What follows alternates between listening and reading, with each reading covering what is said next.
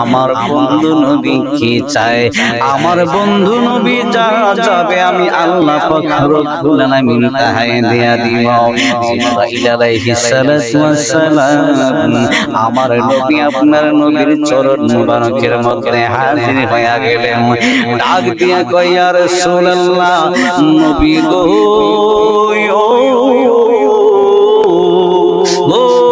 মায়ার নবীজি, আপনি কি চান আমার আল্লাহ বলে দিয়েছে, আপনি যা চাইবেন আমার আল্লাহ পাক রব্বুল আলামিন তাহা দিবে।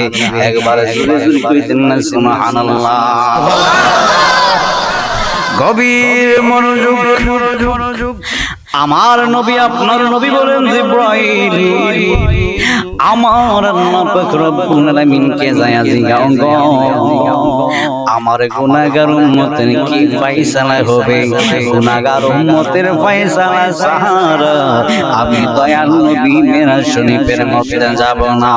এইবার আমার আল্লাহ কয় জিবরাইল রে, ও জিবরাইল, আমার বন্ধু নবীকে জানায়া দাও, শোনায়া দাও, আমার সমস্ত যতগুলা বান্দা বান্দি রয়েছে, আমার নবীর যতগুলা উম্মত রয়েছে, সবার সবগুলা উম্মতের দায়িত্ব আমি আল্লাহ নিজেই নিব। জোরে জোরে কন্যা সুবহানাল্লাহ। এইবার যেই মাত্র আমার নবীর কান মুবারকের মধ্যে জিবরাইল আলাইহিস সালাম কয় ইয়া রাসূলুল্লাহ, নবী গো, ও মায়ার নবীজি, এইবার আপনি যাইবেন নি গো নবী। আমার নবী কহে জিবরাইল রে, আমার আল্লাহ যেহেতু আমার সমস্ত উম্মতে মুহাম্মদের দায়িত্বটা নিয়ে নিয়েছে, এখন তো আমি আর না যায় থাকতে পারি না। আমিও তো আমারও তো মনটা চায় আমার আল্লাহকে দেখার জন্য, আমারও তো মনটা চায় আমার আল্লাহর দিদার করার জন্য। এই জিবরাইল,